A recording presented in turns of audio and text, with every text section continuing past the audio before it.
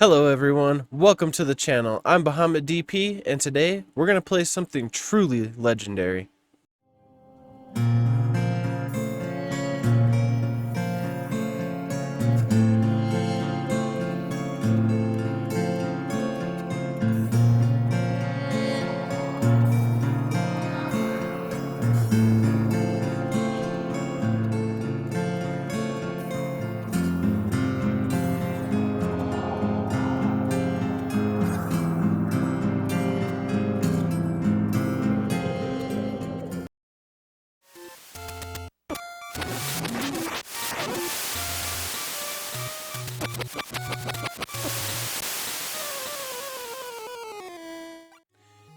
Oh, The Legend of Zelda, the original. This game drops you right in as Link, and you're on a mission. You gotta save Princess Zelda from Ganon. It's the story we all know, but this is the one that started it all. If you were a kid and got this game and had the manual, then you would actually be able to read and know that storyline. If not, playing it later in life and maybe not having internet access for some reason, you just get dropped in. You drop in and go on an adventure. You just wander around until you find something, which is absolutely fine for a video game of any age. Now, this was a very new concept to be a non-linear game. You could actually find a lot of different dungeons before other ones, and not all in chronological order. Huge idea for 1986, when the game was first released in Japan. We got it a year later over here in 1987. Now, I love the 2D Zelda series. I think they're fantastic games. They always look, feel, and sound wonderful, especially for the types of consoles that they're on. The reason I chose the NES Zelda today was simply because I've never played it before. What? That's right, I never played it before. I actually started with Link to the Past, so I have to give this game a try, or else I can't really say that I like the retro Zelda series, can I? Putting myself into the 1987 mindset when this game was released, I'd like to give it a fair shot, dive in, and just go at it. I've never given it a true chance other than just playing it for maybe 10 minutes at a time. So grab a drink and a snack, and let's just talk about Zelda for a little bit.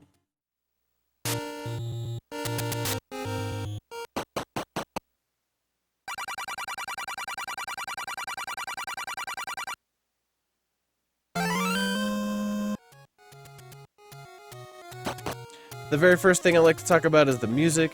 You notice right away from the title screen that it's the best you can get for the 8-bit console.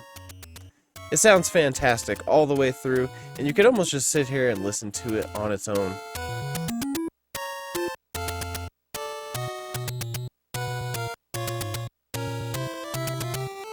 The 8-bit rendition of the overworld, dungeon, and title screen never left me disappointed the entire time I was playing the game.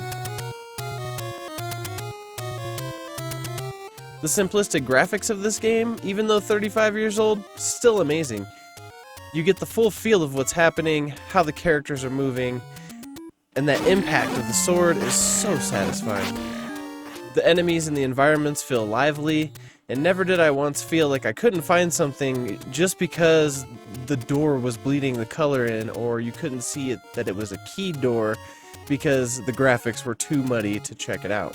And even though you're seeing this on my capture card through some splitters, if you look at it right from the RCA out to the TV, it actually looks a lot clearer than what you're seeing on the capture. The controls in this game are perfect. They're right on point.